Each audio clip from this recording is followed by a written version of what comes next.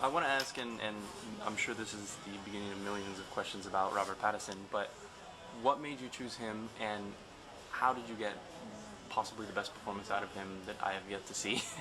And in relation to that, how much of that, the sort of mumbling, aloof kind of character was, again, what you had written versus what you had developed with him once he came on board?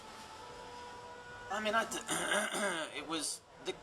I mean, one thing I discovered, not just in working with Rob, but in working, a number of really quite great actors came in to test for me, and it's one of the things I love about auditioning.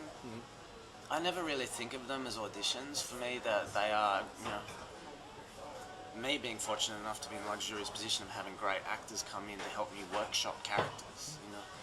I don't know whether or not they love seeing it that way, but realizing really quickly that the character as written on the page could be played in a number of different ways.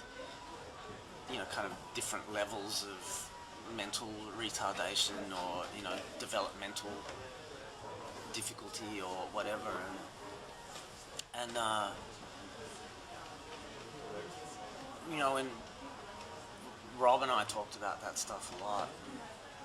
But Rob's also was the most, when he came over to my house and we just worked together for a couple of hours, and he was the one who came in with the most just like fully formed, I could see the character. Everyone else... He had worked on it himself and just sort of brought it in. He thought about it. He's a really smart guy. He thought about the character a lot. And,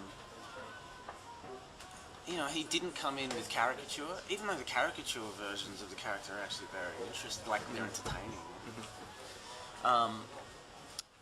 But he thought about it a lot, and then that conversation continued. I mean, he's just, he's a really good actor. I mean, I didn't feel like I needed to get that performance out of him. We just had quite a number of really lengthy conversations.